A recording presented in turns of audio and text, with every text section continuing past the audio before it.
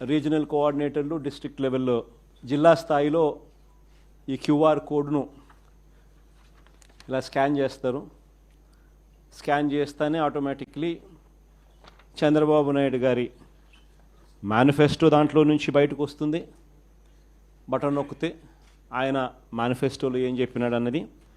చంద్రబాబు నాయుడు గారి బాండ్స్, గతంలో ప్రజలకు ఇచ్చిన బాండ్స్ శాంపుల్ కాపీలు, 3-4 శాంపుల్ బాండ్స్ శాంపుల్ కాపీస్ గతంలో ఆయన ఏమి ఇచ్చినట్టు అవి కూడా ఆ క్యూఆర్ కోడ్లో ఇంకో బటన్, క్యూఆర్ కోడ్ డౌన్లోడ్ చేసుకుంటే ఒక బటన్ నొక్కితే మేనిఫెస్టో వస్తుంది, ఇంకో బటన్ దాంట్లో నొక్కితే బాండ్స్ వస్తాయి, మూడో బటన్ నొక్కితే ఆ బాండ్ల ద్వారా ప్రజలకు అంటే ఆ కుటుంబానికి రావాల్సిన ప్రతి ఏటా రావాల్సిన సొమ్ము ఎంత, నష్టపోయిన సొమ్ము ఎంత, లాస్ట్ ఇయరు ఎంత నష్టపోయినారు, ఈ సంవత్సరం ఎంత నష్టపోయినారు అనే వివరాలు కూడా వస్తాయి.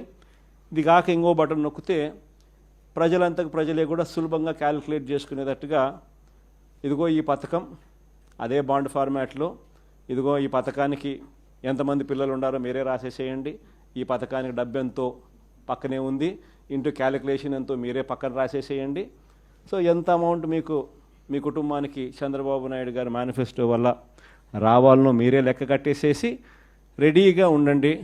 చంద్రబాబు నాయుడు గారికి సంబంధించిన నాయకులు, కార్యకర్తలు ఆయన కూడా ప్రజలందరికీ నేను అన్నీ